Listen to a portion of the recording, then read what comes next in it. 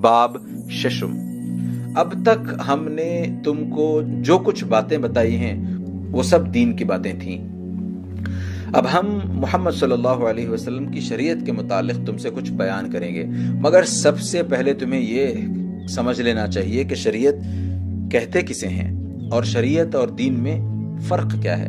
دین اور شریعت کا فرق پچھلے ابواب میں تم کو بتایا جا چکا ہے کہ تمام انبیاء دین اسلام ہی کی تعلیم دیتے چلے آئے ہیں، اور دین اسلام یہ ہے کہ تم اللہ کی ذات و صفات اور آخرت کی جزا و سزا پر اس طرح ایمان لاؤ جس طرح اللہ کے سچے پیغمبروں نے تعلیم دی ہے۔ اللہ کی کتابوں کو مانو اور تمام من مانے طریقے چھوڑ کر اسی طریقے کو حق سمجھو جس کی طرف ان کتابوں میں رہنمائی کی گئی ہے۔ اللہ کے پیغمبروں کی اطاعت کرو اور سب کو چھوڑ کر انہی کی پیروی کرو۔ اللہ کی عبادت میں اللہ کے سوا کسی کو شریک نہ کرو۔ اسی ایمان اور عبادت کا نام دین ہے، اور یہ چیز تمام انبیاء کی تعلیمات میں مشترک ہے۔ اس کے بعد ایک دوسری چیز بھی ہے جس کو شریعت کہتے ہیں، یعنی عبادت کے طریقے، معاشرت کے اصول، باہمی تعلقات اور معاملات کے قوانین، حرام اور حلال، جائز اور ناجائز کے حدود وغیرہ۔ ان امور کے متعلق اللہ تعالیٰ نے ابتدا میں مختلف زمانوں میں اور مختلف قوموں کے حالات کے لحاظ کر کے اپنے پیغمبروں کے پاس مختلف شریعتیں بھیجیں تاکہ ہر قوم کو الگ الگ شائستگی اور تہذیب و اخلاق کی تعلیم و تربیت دے کر ایک بڑے قانون کی پیروی کے لیے تیار کرتے رہیں۔ جب یہ کام مکمل ہو گیا تو اللہ نے محمد صلی اللہ علیہ وسلم کو وہ بڑا قانون دے کر بھیج دیا جس کی تمام دفعات تمام دنیا کے لیے ہیں۔ اب دین تو وہی ہے جو پچھلے انبیاء نے سکھایا تھا، مگر پرانی شریعتیں منسوخ کر دی گئی ہیں اور ان کی جگہ ایسی شریعت قائم کی گئی ہے جس میں تمام انسانوں کے لیے عبادت کے طریقے اور معاشرت کے اصول اور باہمی معاملات کے قانون اور حلال و حرام کے حدود یکساں ہیں۔ احکام شریعت معلوم کرنے کے ذرائع۔ شریعت محمدی صلی اللہ علیہ وسلم کے اصول اور احکام معلوم کرنے کے لیے ہمارے پاس دو ذریعے ہیں، ایک قرآن، دوسرے احادیث۔ قرآن مجید کے متعلق تو تم جانتے ہو کہ وہ اللہ کا کلام ہے اور اس کا ہر لفظ اللہ کی طرف سے ہے۔ رہی حدیث تو اس سے وہ روایت مراد ہیں جو رسول اکرم صلی اللہ علیہ وسلم سے ہم تک پہنچی ہیں۔ رسول اکرم صلی اللہ علیہ وسلم کی ساری زندگی قرآن کی تشریح تھی۔ نبی ہونے کے بعد سے 23 سال کی مدت تک آپ صلی اللہ علیہ وسلم ہر وقت تعلیم اور ہدایت میں مشغول رہے اور اپنی زبان اور اپنے عمل سے لوگوں کو بتاتے رہے کہ اللہ کی مرضی کے مطابق زندگی بسر کرنے کا طریقہ کیا ہے۔ اس زبردست زندگی میں صحابی مرد اور صحابیہ عورتیں اور خود نبی کریم صلی اللہ علیہ وسلم کے عزیز رشتہ دار اور آپ کی بیویاں سب کے سب آپ صلی اللہ علیہ وسلم کی ہر بات غور سے سنتے تھے، ہر کام پر نگاہ رکھتے تھے اور ہر معاملے میں جو ان کو پیش آتا تھا آپ صلی اللہ علیہ وسلم سے شریعت کا حکم دریافت کرتے تھے۔ کبھی آپ صلی اللہ علیہ وسلم فرماتے فلاں کام کرو اور فلاں کام نہ کرو، جو لوگ حاضر ہوتے وہ اس فرمان کو یاد کر لیتے تھے۔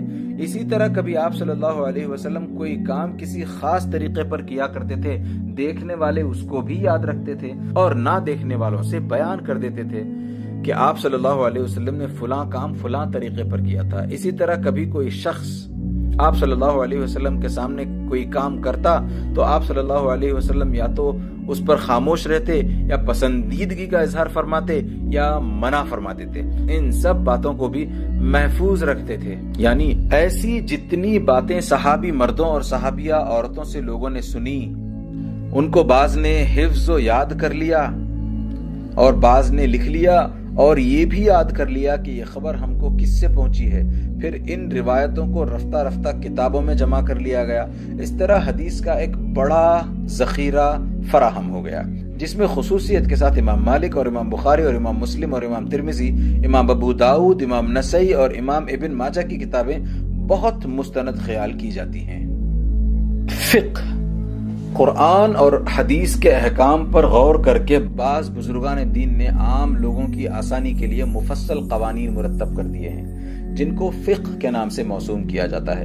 چونکہ ہر شخص قرآن کی تمام باریکیوں کو نہیں سمجھ سکتا، ہر شخص کے پاس حدیث کا ایسا علم ہے جو وہ خود شریعت کے احکام معلوم کر سکے، اس لیے جن بزرگان دین نے برسوں کی محنت اور غور و تحقیق کے بعد فقہ کو مرتب کیا ہے، ان کے بارے احسان سے دنیا کے مسلمان کبھی سبکدوش نہیں ہو سکتے۔ یہ انہی کی محنتوں کا نتیجہ ہے کہ آج کروڑوں مسلمان بغیر کسی زحمت کے شریعت کی پیروی کر رہے ہیں، اور کسی کو رسول صلی اللہ علیہ وسلم اور خدا کے احکام معلوم کرنے میں دقت پیش نہیں آتی۔ ابتدا میں بہت سے بزرگوں نے فقہ کو اپنے اپنے طریقے پر مرتب کیا تھا، مگر رفتہ رفتہ 4 فقہیں دنیا میں باقی رہ گئیں، اور آج دنیا کے مسلمان زیادہ تر انہی کی پیروی کرتے ہیں۔ 1، امام ابو حنیفہ رحمہ اللہ کی فقہ، جس کی ترتیب میں امام ابو یوسف اور امام محمد اور امام ظفر اور ویسے ہی چند اور بڑے بڑے علماء کا مشورہ بھی شامل تھا، اسے فقہ حنفی کہا جاتا ہے۔ 2، امام مالک کی فقہ، یہ فقہ مالکی کے نام سے مشہور ہے۔ امام شافعی کی فقہ، یہ فقہ شافعی کہلاتی ہے۔ امام احمد بن حنبل کی فقہ، اس کو فقہ حنبلی کہتے ہیں۔ یہ چاروں فقہیں رسول اکرم صلی اللہ علیہ وسلم کے بعد 200 برس کے اندر اندر مرتب ہو گئی۔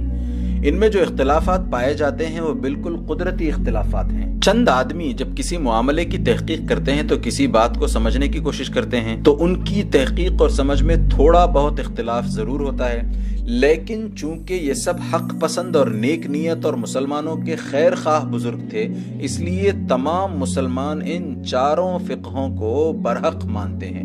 البتہ یہ ظاہر ہے کہ ایک معاملے میں ایک ہی طریقے کی پیروی کی جاتی ہے، 4 مختلف طریقوں کی پیروی نہیں کی جاتی۔ ان کے علاوہ علماء کا ایک ایسا گروہ بھی ہے جو یہ کہتا ہے کہ کسی خاص فقہ کی پیروی کرنے کی ضرورت نہیں ہے، علم رکھنے والے آدمی کو براہ راست قرآن اور احادیث سے احکام معلوم کرنے چاہیے، اور جو علم نہ رکھتے ہوں انہیں چاہیے کہ جس عالم پر بھی ان کا اطمینان ہو اس کی پیروی کریں۔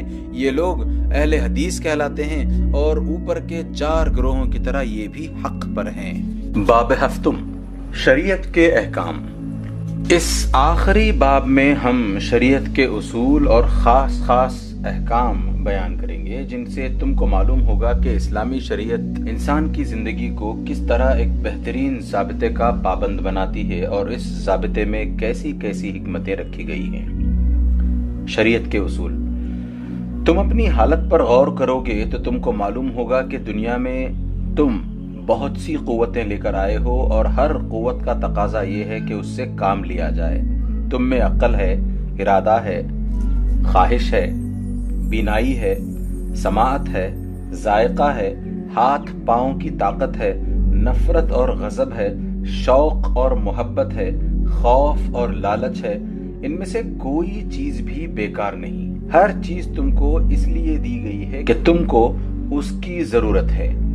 دنیا میں تمہاری زندگی اور زندگی کی کامیابی اسی پر موقوف ہے کہ تمہاری طبیعت اور فطرت جو کچھ مانگتی ہے اس کو پورا کرو، اور یہ اسی وقت ہو سکتا ہے جب کہ تم ان تمام قوتوں سے کام لو جو اللہ نے تم کو دی ہے۔ پھر تم دیکھو گے کہ جتنی قوتیں تمہارے اندر رکھی گئی ہیں ان سب سے کام لینے کے ذرائع بھی تم کو دیے گئے ہیں۔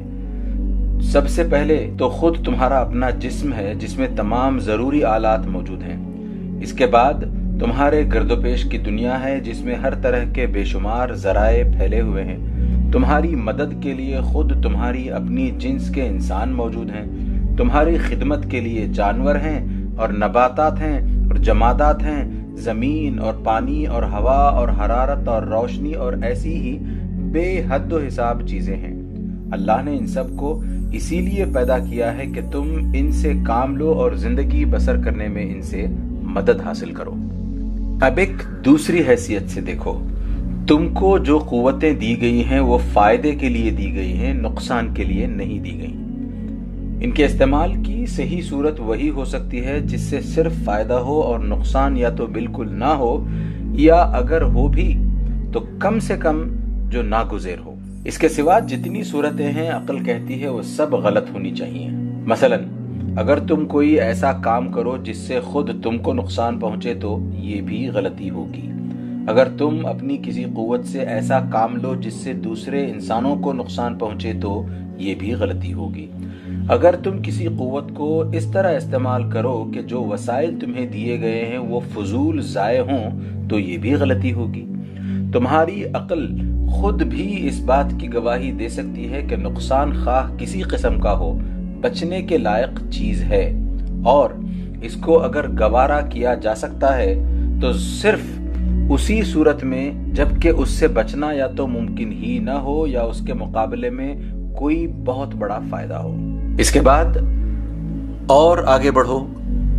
دنیا میں دو قسم کے انسان پائے جاتے ہیں، ایک تو وہ جو قصداً اپنی بعض قوتوں کو اس طرح استعمال کرتے ہیں جن سے یا تو خود انہی کی بعض دوسری قوتوں کو نقصان پہنچتا ہے یا دوسرے انسانوں کو نقصان پہنچتا ہے، یا ان کے ہاتھوں وہ چیزیں فضول ضائع ہوتی ہیں جو محض فائدہ اٹھانے کے لیے ان کو دی گئی ہیں، نہ کہ ضائع کرنے کے لیے۔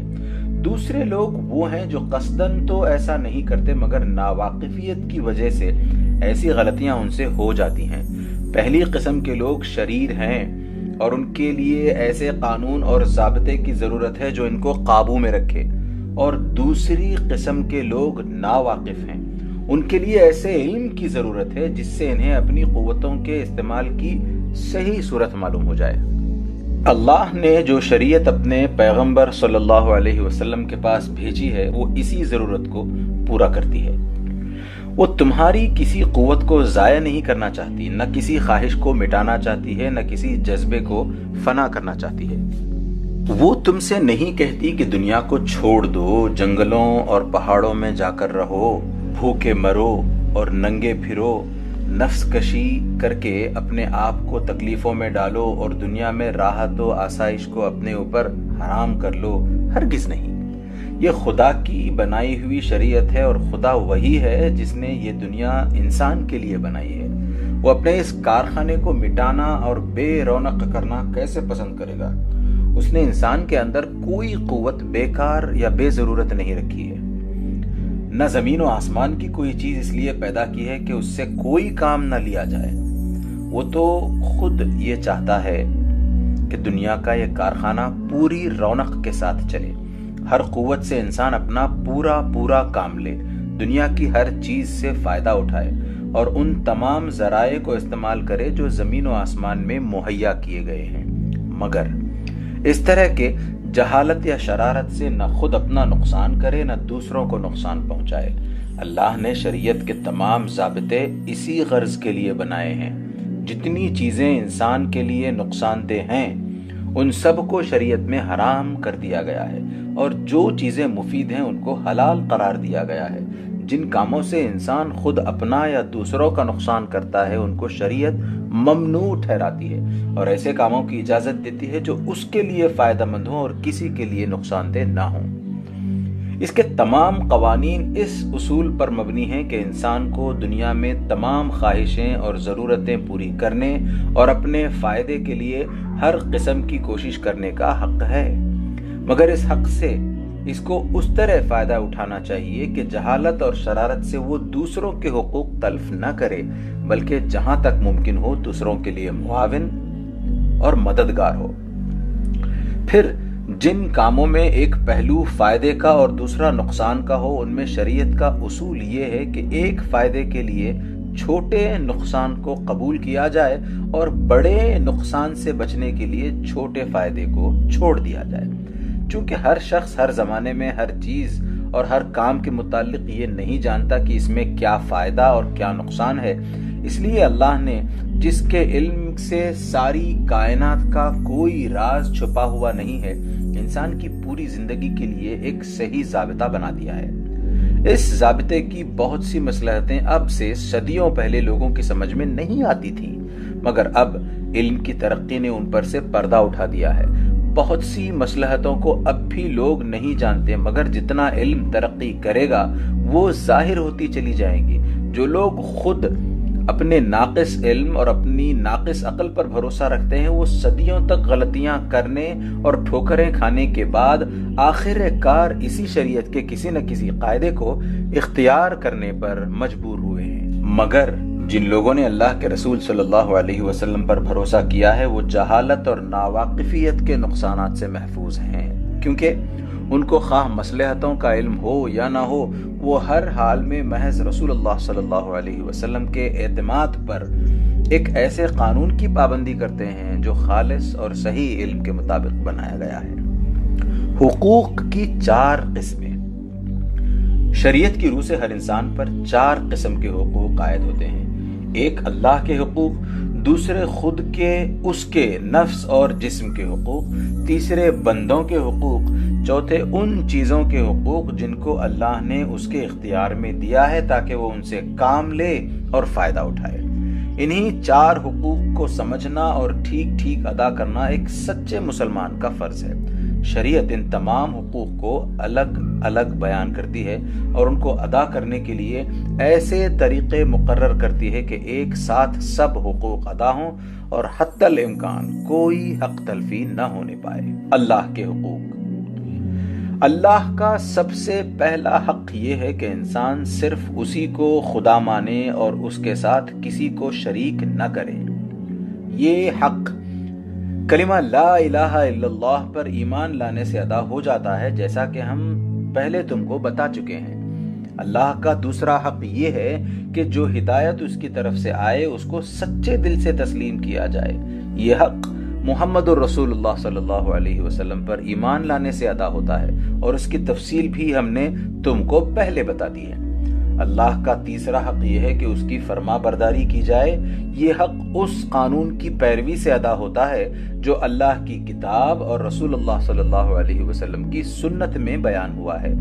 اس کی طرف بھی ہم پہلے اشارہ کر چکے ہیں۔ اللہ کا چوتھا حق یہ ہے کہ اس کی عبادت کی جائے۔ اسی حق کو ادا کرنے کے لیے وہ فرائض انسان پر عائد کیے گئے ہیں جن کا ذکر پچھلے باب میں کیا گیا ہے۔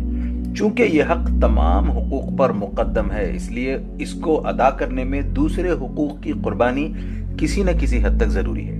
مثلا نماز، روزہ وغیرہ فرائض کو ادا کرنے میں انسان خود اپنے نفس اور جسم کے بہت سے حقوق قربان کرتا ہے۔ نماز کے لیے صبح اٹھتا ہے اور ٹھنڈے پانی سے وضو کرتا ہے۔ دن اور رات میں کئی بار اپنے ضروری کام اور اپنی دلچسپ تفریحات کو چھوڑتا ہے۔ رمضان میں مہینہ بھر بھوک پیاس اور خواہشات کو روکنے کی تکلیف اٹھاتا ہے۔ زکوٰۃ ادا کرنے میں اپنے مال کی محبت کو اللہ کی محبت پر قربان کرتا ہے۔ حج میں سفر کی تکلیف اور مال کی قربانی کو گوارا کرتا ہے۔ جہاد میں خود اپنی جان اور مال قربان کر دیتا ہے۔ اسی طرح دوسرے لوگوں کے حقوق بھی خدا کے حق پر کم و بیش قربان کیے جاتے ہیں۔ مثلا نماز، ایک ملازم اپنے آقا کا کام چھوڑ کر اپنے بڑے آقا کی عبادت کے لیے جاتا ہے۔ حج میں ایک شخص سارے کاروبار ترک کر کے مکہ معظمہ کا سفر کرتا ہے۔ اس میں بہت سے لوگوں کے حقوق متاثر ہوتے ہیں۔ جہاد میں انسان محض اللہ کی خاطر جان لیتا اور جان دیتا ہے۔ اسی طرح بہت سی وہ چیزیں بھی اللہ کے حق پر فدا کی جاتی ہیں جو انسان کے اختیار میں ہیں، مثلا جانوروں کی قربانی اور مال کا صرف۔ لیکن اللہ تعالیٰ نے اپنے حقوق کے لیے ایسی حدیں مقرر کر دی ہیں کہ اس کے جس حق کو ادا کرنے کے لیے دوسرے حقوق کی جتنی قربانی ضروری ہے اس سے زیادہ نہ کی جائے۔ مثلا نماز کو لو، اللہ نے جو نمازیں تم پر فرض کر دی ہیں ان کو ادا کرنے میں ہر طرح کی سہولتیں رکھی گئی ہیں۔ وضو کے لیے پانی نہ ملے یا بیمار ہو تو تیمم کر لو، سفر میں ہو تو نماز قصر کر دو، بیمار ہو تو بیٹھ کر یا لیٹ کر نماز پڑھ لو۔ پھر نماز میں جو کچھ پڑھا جاتا ہے وہ بھی اتنا زیادہ نہیں کہ ایک وقت کی نماز میں چند منٹ سے زیادہ صرف ہوں۔ سکون کے اوقات میں انسان چاہے تو پوری سورۃ البقرہ پڑھ لے، مگر کاروبار کے اوقات میں لمبی نماز پڑھنے سے روک دیا گیا ہے۔ پھر فرض نمازوں سے بڑھ کر اگر کوئی شخص نفل نمازیں پڑھنا چاہے تو اللہ اس سے خوش ہوتا ہے، مگر اللہ یہ نہیں چاہتا کہ تم راتوں کی نیند اور دن کا آرام اپنے اوپر حرام کر لو یا اپنی روزی کمانے کے اوقات کو نمازیں پڑھنے میں صرف کر دو یا بندگان خدا کے حقوق تلف کر کے نمازیں پڑھتے جاؤ۔ اس طرح روزے میں بھی ہر قسم کی آسانیاں رکھی گئی ہیں۔ صرف سال میں 1 مہینے کے روزے فرض کیے گئے ہیں، وہ بھی سفر کی حالت میں اور بیماری میں قضا کیے جا سکتے ہیں۔ اگر روزے دار بیمار ہو جائے اور جان کا خوف ہو تو روزہ توڑ سکتا ہے۔ روزے کے لیے جتنا وقت مقرر کیا گیا ہے اس میں 1 منٹ کا اضافہ کرنا بھی درست نہیں۔ سحری کے آخری وقت تک کھانے کی اجازت ہے اور افطار کا وقت آتے ہی فوراً روزہ کھول لینے کا حکم ہے۔ فرض روزوں کے علاوہ اگر کوئی شخص نفلی روزے رکھے تو یہ اللہ کی مزید خوشنودی کا سبب ہوگا، مگر اللہ اس کو پسند نہیں کرتا کہ تم پے در پے روزے رکھتے چلے جاؤ اور اپنے آپ کو اتنا کمزور کر لو کہ دنیا کے کام کاج نہ کر سکو۔ زکوٰۃ کے لیے بھی اللہ نے کم سے کم مقدار مقرر کی ہے، اور وہ بھی ان لوگوں پر فرض ہے جو بقدر نصاب مال رکھتے ہیں۔ اس سے زیادہ اگر کوئی شخص اللہ کی راہ میں صدقہ و خیرات کرے تو اللہ اس سے خوش ہوں گے، مگر اللہ یہ نہیں چاہتے کہ تم اپنے نفس اور اپنے متعلقین کے حقوق کو قربان کر کے سب کچھ صدقہ و خیرات میں دے ڈالو اور خود تنگ دست ہو کر بیٹھے رہو۔ اس میں بھی اعتدال برتنے کا حکم ہے۔ پھر حج دیکھ لو، اول تو یہ فرض ہی ان لوگوں پر کیا گیا ہے جو زیادہ راہ رکھتے ہوں اور سفر کی صعوبتیں برداشت کرنے کے قابل ہوں۔ پھر مزید اس میں آسانی یہ رکھی گئی ہے کہ عمر بھر میں ایک مرتبہ جب سہولت ہو جا سکتے ہو، اور اگر راستے میں لڑائی ہو رہی ہو یا بد امنی ہو کہ جان کا خطرہ غالب ہو تو حج کا ارادہ ملتوی کر سکتے ہو۔ اس کے ساتھ والدین کی اجازت بھی ضروری قرار دی گئی ہے تاکہ بوڑھے ماں باپ کو تمہاری غیر موجودگی میں تکلیف نہ ہو۔ ان سب باتوں سے معلوم ہوتا ہے کہ اللہ تعالیٰ نے اپنے حق میں دوسروں کے حقوق کا کس قدر لحاظ رکھا ہے۔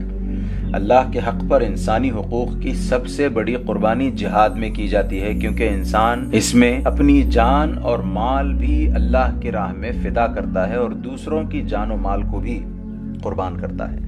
مگر جیسا کہ ہم نے اوپر تمہیں بتایا ہے، اسلام کا اصول یہ ہے کہ بڑے نقصان سے بچنے کے لیے چھوٹے نقصان کو گوارا کرنا چاہیے۔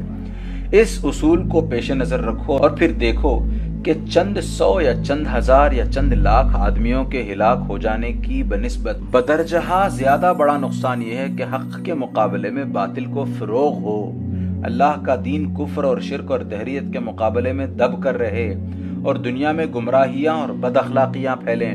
لہٰذا اس بڑے نقصان سے بچنے کے لیے اللہ تعالیٰ نے مسلمانوں کو حکم دیا کہ جان و مال کے کم تر نقصان کو ہماری خوشنودی کے لیے گوارا کر لو، مگر اس کے ساتھ یہ بھی کہہ دیا کہ جتنی خونریزی ضروری ہے اس سے زیادہ نہ کرو۔ بوڑھوں، بچوں اور عورتوں اور زخمیوں اور بیماروں پر ہاتھ نہ اٹھاؤ۔ صرف ان لوگوں سے لڑو جو باطل کی حمایت میں تلوار اٹھاتے ہیں۔ دشمن کے ملک میں بلا ضرورت تباہی و بربادی نہ پھیلاؤ۔ دشمنوں کی پابندی کرو، جب وہ حق کی دشمنی سے باز آ جائیں تو لڑائی بند کر دو۔ یہ سب باتیں ظاہر کرتی ہیں کہ اللہ کا حق ادا کرنے کے لیے انسانی حقوق کی جتنی قربانی ضروری ہے اس سے زیادہ قربانی کو جائز نہیں رکھا گیا۔ نفس کے حقوق۔ اب دوسری قسم کے حقوق کو لو، یعنی انسان پر خود اس کے اپنے نفس اور جسم کے حقوق۔ شاید تم کو یہ سن کر حیرت ہوگی کہ انسان سب سے بڑھ کر خود اپنے اوپر ظلم کرتا ہے۔ یہ واقعی حیرت انگیز بھی ہے، کیونکہ ظاہر میں تو ہر شخص یہ محسوس کرتا ہے کہ اس کو سب سے زیادہ اپنے آپ سے محبت ہے، اور شاید کوئی شخص بھی اس بات کا اقرار نہ کرے گا کہ وہ اپنا دشمن آپ ہی ہے۔ لیکن تم ذرا غور کرو گے تو اس کی حقیقت تم کو معلوم ہو جائے گی۔ انسان میں ایک بڑی کمزوری یہ ہے کہ اس پر جب کوئی خواہش غالب ہو جاتی ہے تو وہ اس کا غلام بن جاتا ہے اور اس کے خاطر جان بوجھ کر یا بے جانے بوجھے اپنا بہت کچھ نقصان کر لیتا ہے۔ تم دیکھتے ہو کہ ایک شخص کو نشے کی چاٹ لگ گئی ہے تو وہ اس کے پیچھے دیوانہ ہو رہا ہے، اور صحت کا نقصان، روپے کا نقصان، عزت کا نقصان، غرض ہر چیز کا نقصان گوارا کیے جاتا ہے۔ ایک دوسرا شخص کھانے کی لذت کا ایسا دل دادا ہے کہ ہر قسم کی الا بلا کھا جاتا ہے اور اپنی جان کو ہلاک کیے ڈالتا ہے۔ ایک تیسرا شخص شہوانی خواہشات کا بندہ بن گیا ہے اور ایسی حرکتیں کر رہا ہے جن کا لازمی نتیجہ اس کی تباہی ہے۔ ایک چوتھے شخص کو روحانی ترقی کی دھن سمائی ہے اور وہ اپنی جان کے پیچھے ہاتھ دھو کر پڑ گیا ہے، اپنی نفس کی تمام خواہشات کو دبا رہا ہے، اپنے جسم کی ضروریات کو پورا کرنے سے انکار کر رہا ہے، شادی سے بچتا ہے، کھانے پینے سے پرہیز کرتا ہے، کپڑے پہننے سے انکار کرتا ہے، حتیٰ کہ سانس لینے پر بھی راضی نہیں۔ جنگلوں اور پہاڑوں میں جا بیٹھتا ہے اور یہ سمجھتا ہے کہ دنیا اس کے لیے بنائی ہی نہیں گئی ہے۔ ہم نے محض مثال کے طور پر انسان کی انتہا پسندی کے یہ چند نمونے پیش کیے ہیں، ورنہ اس کی بے شمار صورتیں ہیں جن کو ہم رات دن اپنے گرد و پیش دیکھتے ہیں۔ اسلامی شریعت چونکہ انسان کی فلاح و بہبود چاہتی ہے، اس لیے وہ اس کو خبردار کرتی ہے کہ لنفسک علیک حق، تیرے اوپر خود تیرے اپنے بھی حقوق ہیں۔ وہ ان تمام چیزوں سے اس کو روکتی ہے جو اس کو نقصان پہنچانے والی ہیں، مثلا شراب، تاڑی، افیون اور دوسری نشاور چیزیں، سور کا گوشت، درندے اور زہریلے جانور، ناپاک حیوانات، خون اور مردار جانور وغیرہ، کیونکہ انسان کی صحت اور اخلاق اور عقلی و روحانی قوتوں پر ان چیزوں کا بہت برا اثر پڑتا ہے۔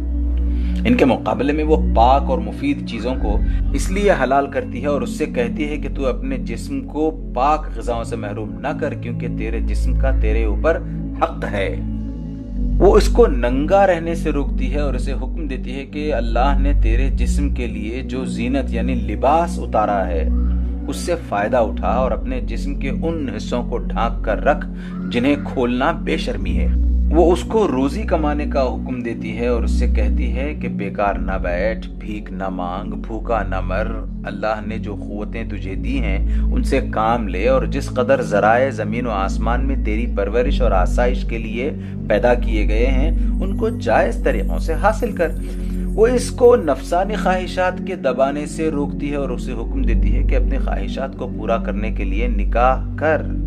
وہ اس نفس خوشی سے بھی منع کرتی ہے اور اسے کہتی ہے کہ تو آرام و آسائش اور زندگی کے لطف کو اپنے اوپر حرام نہ کر لے۔ اگر تو روحانی ترقی اور اللہ سے قربت اور آخرت کی نجات چاہتا ہے تو اس کے لیے دنیا چھوڑنے کی ضرورت نہیں۔ اسی دنیا میں پوری اور پکی دنیا داری کرتے ہوئے اللہ کو یاد کرنا اور اس کے نافرمانی سے ڈرنا اور اس کے بنائے ہوئے قوانین کی پیروی کرنا دنیا اور آخرت کی تمام کامیابیوں کا ذریعہ ہے۔ وہ خودکشی کو حرام کرتی ہے اور اسے کہتی ہے کہ تیری جان دراصل اللہ کی ملک ہے اور یہ امانت تجھے اس لیے دی گئی ہے کہ تو اللہ کی مقرر کی ہوئی مدت تک اس سے کام لے، نہ اس لیے کہ اس کو ضائع کر دے۔ بندوں کے حقوق۔ ایک طرف شریعت نے انسان کو اپنے نفس اور اپنے جسم کے حقوق ادا کرنے کا حکم دیا ہے تو دوسری طرف یہ قید لگا دی ہے کہ ان حقوق کو ادا کرنے میں وہ کوئی ایسا طریقہ نہ اختیار کرے جس سے دوسرے لوگوں کے حقوق متاثر ہوں، کیونکہ اس طرح اپنی خواہشات اور ضرورتیں پوری کرنے سے انسان کا اپنا نفس بھی گندا ہوتا ہے اور دوسروں کو بھی طرح طرح کے نقصانات پہنچتے ہیں۔ چنانچہ شریعت نے چوری، لوٹ مار، رشوت، خیانت، سود خوری اور جال سازی کو حرام کیا ہے، کیونکہ ان ذرائع سے انسان جو کچھ بھی فائدہ اٹھاتا ہے وہ دراصل دوسروں کے نقصان سے ہوتا ہے، وہ دراصل دوسروں کے نقصان سے حاصل ہوتا ہے۔ جھوٹ، غیبت، چغل خوری اور بہتان تراشی کو بھی حرام کیا ہے، کیونکہ یہ سب افعال دوسروں کے لیے نقصان رساں ہیں۔ جوئے، سٹے اور لاٹری کو بھی حرام کیا ہے، کیونکہ اس میں ایک شخص کا فائدہ ہزاروں آدمیوں کے نقصان پر مبنی ہوتا ہے۔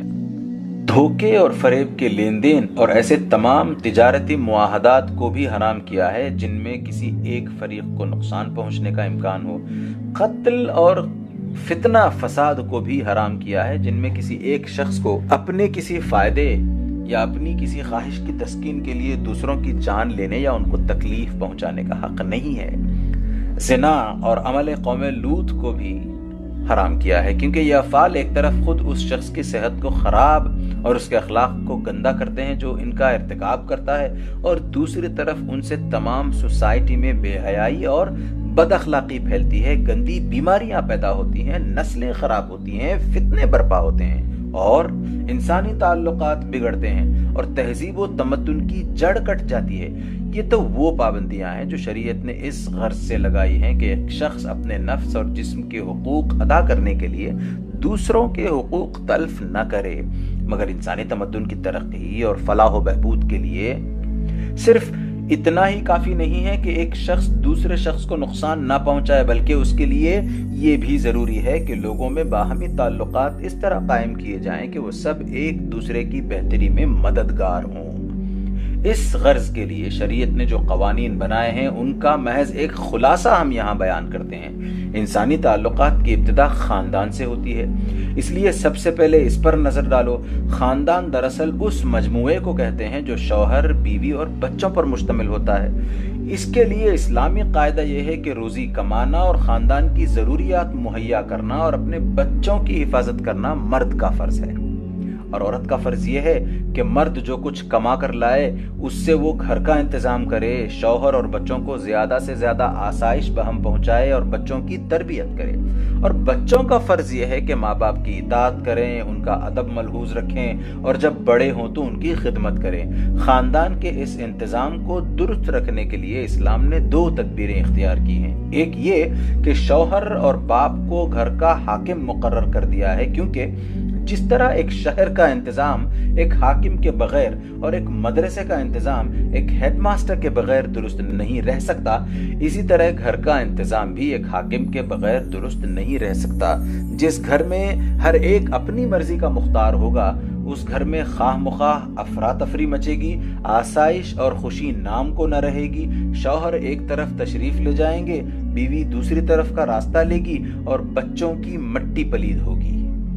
ان سب خرابیوں کو دور کرنے کے لیے گھر کا ایک حاکم ہونا ضروری ہے، اور وہ مرد ہی ہو سکتا ہے کیونکہ وہ گھر والوں کی پرورش اور حفاظت کا ذمہ دار ہے۔ دوسری تدبیر یہ ہے کہ گھر سے باہر کے سب کاموں کا بوجھ مرد پر ڈال کر عورت کو یہ حکم دیا گیا ہے کہ بلا ضرورت گھر سے باہر نہ جائے۔ اس کو بیرون خانہ کے فرائض سے اسی لیے سبکدوش کیا گیا ہے کہ وہ اندرون خانہ کے فرائض انجام دے اور اس کے باہر نکلنے سے گھر کی آسائش اور بچوں کی تربیت میں خلل نہ واقع ہو۔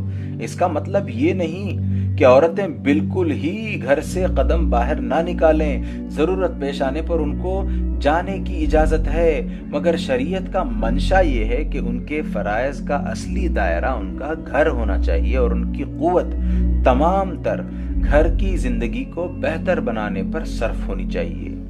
خون کے رشتوں اور شادی بیاہ کے تعلقات سے خاندان کا دائرہ پھیلتا ہے۔ اس دائرے میں جو لوگ ایک دوسرے سے وابستہ ہوتے ہیں ان کے تعلقات درست رکھنے اور ان کو ایک دوسرے کا مددگار بنانے کے لیے شریعت نے مختلف قاعدے مقرر کیے ہیں جو بڑی حکمتوں پر مبنی ہیں۔ ان میں سے چند قاعدے یہ ہیں: 1.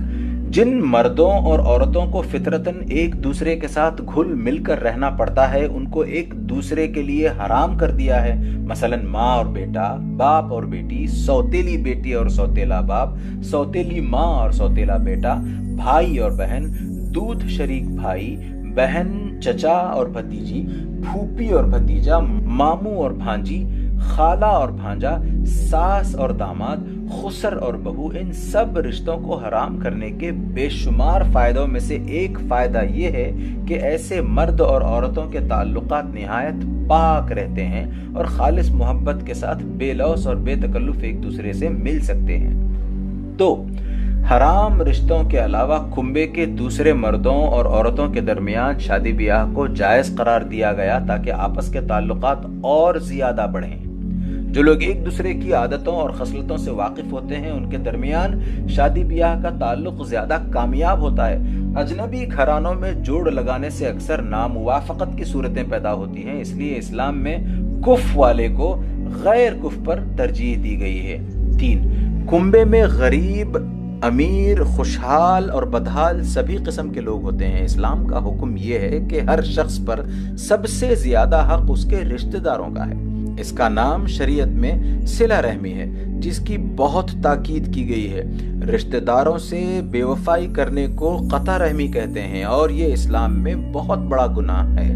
کوئی قرابت ہو یا اس پر کوئی مصیبت آئے تو خوشحال عزیزوں کا فرض ہے کہ اس کی مدد کریں۔ صدقہ و خیرات میں بھی خاص طور پر رشتہ داروں کے حق کو زیادہ ترجیح دی گئی ہے۔ 4. وراثت کا قانون بھی اس طرح بنایا گیا ہے کہ جو شخص کچھ مال چھوڑ کر مرے، خواہ کم ہو یا زیادہ، بہرحال وہ ایک جگہ سمٹ کر نہ رہ جائے بلکہ اس کے رشتہ داروں کو تھوڑا یا بہت حصہ پہنچ جائے۔ بیٹا، بیٹی، بیوی، شوہر، ماں، باپ، بھائی، بہن انسان کے سب سے زیادہ قریبی حقدار ہیں، اس لیے وراثت میں پہلے انہی کے حصے مقرر کیے گئے ہیں۔ یہ اگر نہ ہو تو ان کے بعد جو رشتہ دار قریب تر ہوں ان کو حصہ پہنچتا ہے، اور اس طرح ایک شخص کے مرنے کے بعد اس کی چھوڑی ہوئی دولت بہت سے عزیزوں کے کام آتی ہے۔ اسلام کا یہ قانون دنیا میں بے نظیر قانون ہے اور اب دوسری قومیں بھی اس کی نقل کر رہی ہیں، مگر افسوس کہ مسلمان اپنی جہالت اور نادانی کی وجہ سے اکثر اس قانون کی خلاف ورزی کرنے لگے ہیں۔ خصوصاً لڑکیوں کا حصہ نہ دینے کی رسم پاکستان اور ہندوستان کے مسلمانوں میں بہت پھیلی ہوئی ہے، حالانکہ یہ بہت بڑا ظلم ہے اور قرآن کے صریح احکام کی مخالفت ہے۔ خاندان کے بعد انسان کے تعلقات اپنے دوستوں، ہمسایوں، اہل محلہ، اہل شہر اور ان لوگوں کے ساتھ ہوتے ہیں جن سے اس کو کسی نہ کسی طرح کے معاملات پیش آتے ہیں۔ اسلام کا حکم یہ ہے کہ ان سب کے ساتھ راست بازی، انصاف اور حسن اخلاق برتو، ایک دوسرے کی مدد کرو، بیماروں کی عیادت کے لیے جاؤ، کوئی مر جائے تو اس کے جنازے میں شریک ہو، کسی پر مصیبت آئے تو اس سے ہمدردی کرو، جو غریب، محتاج، معذور لوگ ہوں ان کو ڈھانک چھپا کر مدد کرو، یتیموں اور بیواؤں کی خبر گیری کرو، بھوکوں کو کھانا کھلاؤ، ننگوں کو کپڑے پہناؤ، بیکاروں کو کام پر لگانے میں مدد دو۔ اگر تم کو اللہ نے دولت دی ہے تو اس کو صرف اپنے عیش و آرام میں نہ اڑا دو۔ چاندی اور سونے کے برتن استعمال کرنا اور ریشمی لباس پہننا اور اپنے روپے کو فضول تفریحوں، آسائشوں میں ضائع کرنا اسی لیے اسلام میں ممنوع ہے کہ جو دولت ہزاروں بندگان خدا کو رزق بہم پہنچا سکتی ہے، اسے کوئی شخص صرف اپنے ہی اوپر خرچ نہ کر دے۔ یہ ایک ظلم ہے کہ جس روپے سے بہتوں کے پیٹ پل سکتے ہوں وہ محض ایک زیور کی شکل میں تمہارے پر لٹکا رہے، یا ایک برتن کی شکل میں تمہاری میز پر سجا کرے، یا ایک قالین بنا ہوا تمہارے کمرے میں پڑا رہے، یا آتش بازی بن کر آگ میں جل جائے۔ اسلام تم سے تمہاری دولت چھیننا نہیں چاہتا۔ جو کچھ تم نے کمایا ہے یا ورثے میں پایا ہے اس کے وارث تم ہی ہو۔ وہ تمہیں اس بات کا پورا حق دیتا ہے کہ اپنی دولت سے لطف اٹھاؤ، اور اس کو وہ جائز بھی رکھتا ہے کہ جو نعمت اللہ نے تم کو دی ہے اس کا اثر تمہارے لباس اور مکان اور سواری میں ظاہر ہو، مگر اس کی تعلیم کا مقصد یہ ہے کہ تم ایک سادہ اور معتدل زندگی اختیار کرو، اپنی ضرورتوں کو حد سے نہ بڑھاؤ اور اپنے نفس کے ساتھ اپنے عزیزوں، دوستوں، ہمسایوں، اہل قوم اور اہل ملک اور عام انسانوں کے حقوق کا بھی خیال رکھو۔ ان چھوٹے دائروں سے نکل کر اب بڑے دائرے پر نظر ڈالو جو تمام دنیا کے مسلمانوں پر حاوی ہے۔ اس دائرے میں اسلام نے ایسے قوانین اور ضابطے مقرر کیے ہیں جن سے مسلمان ایک دوسرے کی بھلائی میں مددگار ہوں اور برائیاں رونما ہونے کی صورتیں جہاں تک ممکن ہو پیدا ہی نہ ہونے دی جائیں۔ مثال کے طور پر ان میں سے چند کی طرف ہم یہاں اشارہ کرتے ہیں۔ 1. قومی اخلاق کی حفاظت کے لیے یہ قاعدہ مقرر کیا گیا ہے کہ جن عورتوں اور مردوں کے درمیان حرام رشتے ہیں وہ ایک دوسرے سے آزادانہ میل جول نہ رکھیں۔ عورتوں کی سوسائٹی الگ رہے اور مردوں کی الگ۔ عورتیں زیادہ تر خانگی زندگی کے فرائض کی طرف متوجہ رہیں۔ اگر ضرورتاً باہر نکلیں تو بناؤ سنگھار کے ساتھ نہ نکلیں۔ سادہ کپڑے پہن کر آئیں، جسم کو اچھی طرح ڈھانکیں۔ چہرہ اور ہاتھ اگر کھولنے کی شدید ضرورت نہ ہو تو ان کو بھی چھپائیں، اور اگر واقعی کوئی ضرورت پیش آ جائے تو صرف اس کو پورا کرنے کے لیے ہاتھ منہ کھولیں۔ اچانک نظر پڑ جائے تو نظر ہٹا لیں۔ دوبارہ دیکھنے کی کوشش کرنا معیوب ہے اور ان سے ملنے کی کوشش معیوب تر۔ ہر مرد اور عورت کا فرض ہے کہ وہ اپنے اخلاق کی حفاظت کرے، اور اللہ نے خواہشات نفسانی کو پورا کرنے کے لیے نکاح کا جو دائرہ مقرر کر دیا ہے اس سے باہر نکلنے کی کوشش کیا مانے، خواہش بھی اپنے دل میں پیدا نہ ہونے دیں۔ 2. قومی اخلاق ہی کی حفاظت کے لیے یہ قاعدہ مقرر کیا گیا ہے کہ کوئی مرد گھٹنے اور ناف کے درمیان کا حصہ اور کوئی عورت چہرے اور ہاتھ کے سوا اپنے جسم کا کوئی حصہ کسی کے سامنے نہ کھولے، خواہ وہ اس کا قریبی عزیز ہی کیوں نہ ہو۔ اس کو شریعت کی زبان میں ستر کہتے ہیں، اور اس کو چھپانا ہر مرد اور عورت پر فرض ہے۔ اسلام کا مقصد یہ ہے کہ لوگوں میں حیا کا مادہ پیدا ہو اور وہ بے حیائی نہ پھیلا سکیں جن سے آخرکار بد اخلاقی پیدا ہوتی ہے۔ 3. اسلام ایسی تفریحوں اور مشغلوں کو بھی پسند نہیں کرتا جو اخلاق کو خراب کرنے والے اور بری خواہشات کو ابھارنے والے اور وقت، صحت اور روپے کو ضائع کرنے والے ہوں۔ تفریح بجائے خود نہایت اچھی چیز ہے۔ انسان میں زندگی کی روح اور عمل کی طاقت پیدا کرنے کے لیے کام اور محنت کے ساتھ اس کا ہونا بھی لازم ہے، مگر وہ ایسی ہونی چاہیے جو روح کو تازہ کرنے والی ہو، نہ کہ اور زیادہ غلیظ اور کثیف بنانے والی۔ بےہودہ تفریحیں جن میں ہزاروں آدمی ایک ساتھ بیٹھ کر جرائم کے فرضی واقعات اور بے شرمی کے نظارے دیکھتے ہیں، تمام قوموں کے اخلاق و عادات کو بگاڑنے والی چیزیں ہیں، خواہ بظاہر کیسی ہی خوشنما کیوں نہ ہو۔ 4. قومی اتحاد اور فلاح و بہبود کے لیے مسلمانوں کو تاکید کی گئی ہے کہ آپس کی مخالفت سے بچیں، فرقہ بندی سے پرہیز کریں، کسی معاملے میں اختلاف رائے ہو تو نیک نیتی کے ساتھ قرآن اور حدیث سے اس کا فیصلہ کرنے کی کوشش کریں، اگر تصفیہ نہ ہو سکے تو آپس میں لڑنے کی بجائے اللہ پر اس کا فیصلہ چھوڑ دیں، قومی فلاح و بہبود کے کاموں میں ایک دوسرے کی معاونت کریں، اپنی قوم کے سرداروں کی اطاعت کرتے رہیں، جھگڑے برپا کرنے والوں سے الگ ہو جائیں اور آپس کی لڑائیوں سے اپنے طاقت کو برباد اور اپنی قوم کو رسوا نہ کریں۔ 5. مسلمانوں کو غیر مسلم قوموں سے علوم و فنون حاصل کرنے اور ان کے کارآمد طریقے سیکھنے کی پوری اجازت ہے، مگر زندگی میں ان کی نقالی کرنے سے روک دیا گیا ہے۔ ایک قوم دوسری قوم کی نقالی اسی وقت کرتی ہے جب وہ اپنی ذلت اور کمتری تسلیم کر لیتی ہے۔ یہ غلامی کی بدترین قسم ہے، اپنی شکست کا کھلا ہوا اعلان ہے، اور اس کا آخری نتیجہ یہ ہے کہ نقالی کرنے والی قوم کی تہذیب فنا ہو جاتی ہے۔ اسی لیے رسول اکرم صلی اللہ علیہ وسلم نے غیر قوموں کی مشابہت اختیار کرنے سے سختی سے منع فرمایا ہے۔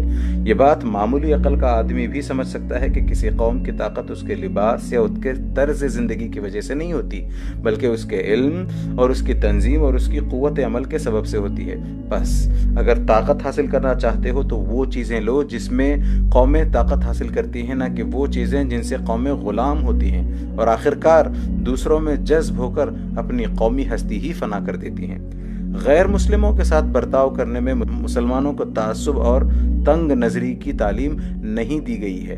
ان کے بزرگوں کو برا کہنے یا ان کے مذہب کی توہین کرنے سے منع کیا گیا ہے، ان سے خود جھگڑا نکالنے سے بھی روکا گیا ہے، اور اگر وہ ہمارے ساتھ صلح اور آشتی رکھیں اور ہمارے حقوق پر دست درازی نہ کرے تو ہم کو بھی ان کے ساتھ صلح رکھنے اور دوستی کا برتاؤ کرنے اور انصاف کے ساتھ پیش آنے کی تعلیم دی گئی ہے۔ ہماری اسلامی شرافت کا تقاضا یہ ہے کہ ہم سب سے بڑھ کر انسانی ہمدردی اور خوش اخلاقی برتیں۔ کج خلقی اور ظلم اور تنگ دلی مسلمان کی شان سے بعید ہے۔ مسلمان دنیا میں اس لیے پیدا کیا گیا ہے کہ حسن اخلاق اور شرافت اور نیکی کا بہترین نمونہ بنے اور اپنے اصولوں سے دلوں کی تسخیر کرے۔ تمام مخلوقات کے حقوق۔ اب ہم مختصراً چوتھی قسم کے حقوق بیان کریں گے۔ اللہ نے اپنی بے شمار مخلوق پر انسان کو اختیارات عطا کیے ہیں۔ انسان اپنی قوت سے ان کو تابع کرتا ہے، ان سے کام لیتا ہے، ان سے فائدے اٹھاتا ہے۔ بالا تر مخلوق ہونے کی حیثیت سے اس کو ایسا کرنے کا پورا حق حاصل ہے، مگر اس کے مقابلے میں ان چیزوں کے حقوق بھی انسان پر ہیں، اور وہ حقوق یہ ہیں کہ انسان ان کو فضول ضائع نہ کرے، ان کو بلا ضرورت نقصان یا تکلیف نہ پہنچائے، اپنے فائدے کے لیے ان کو کم سے کم اور اتنا ہی نقصان پہنچائے جو ضروری ہو، اور ان کو استعمال کرنے کے لیے بہتر سے بہتر طریقے اختیار کرے۔ شریعت میں اس کے متعلق بکثرت احکام آئے ہوئے ہیں۔ مثلاً جانوروں کو صرف ان کے نقصان سے بچنے کے لیے یا غذا کے لیے ہلاک کرنے کی اجازت دی گئی ہے، مگر بلا ضرورت کھیل اور تفریح کے لیے ان کی جان لینے سے روکا گیا ہے۔ کھانے کے جانوروں کو ہلاک کرنے کے لیے ذبح کا طریقہ مقرر کیا گیا ہے، جو حیوان سے مفید گوشت حاصل کرنے کا سب سے زیادہ بہتر طریقہ ہے۔ اس کے سوا جو طریقے ہیں وہ اگر کم تکلیف دہ ہیں تو گوشت کے بہت سے فائدے ان میں ضائع ہو جاتے ہیں، اور اگر گوشت کے فائدے محفوظ رکھنے والے ہیں تو ذبح کے طریقے سے زیادہ تکلیف دہ ہیں۔ اسلام ان دونوں پہلوؤں سے بچنا چاہتا ہے۔ اسلام میں جانوروں کو تکلیف دے دے کر بے رحمی کے ساتھ مارنا سخت مکروہ ہے۔ وہ زہریلے جانوروں اور درندوں کو صرف اس لیے مارنے کی اجازت دیتا ہے کہ انسانی جان ان کی جان سے زیادہ قیمتی ہے، مگر ان کو بھی عذاب دے کر مارنا جائز نہیں رکھتا۔ جو حیوانات سواری اور بار برداری کے کام آتے ہیں ان کو بھوکا رکھنے اور ان سے سخت مشقت لینے اور ان کو بے رحمی کے ساتھ مارنے پیٹنے سے منع کرتا ہے۔ پرندوں کو خواہ مخواہ قید کرنا مکروہ قرار دیتا ہے۔ جانور تو جانور، اسلام اس کو بھی پسند نہیں کرتا کہ درختوں کو بے فائدہ نقصان پہنچایا جائے۔ تم ان کے پھل پھول توڑ سکتے ہو، مگر انہیں خواہ مخواہ برباد کرنے کا تمہیں کوئی حق نہیں۔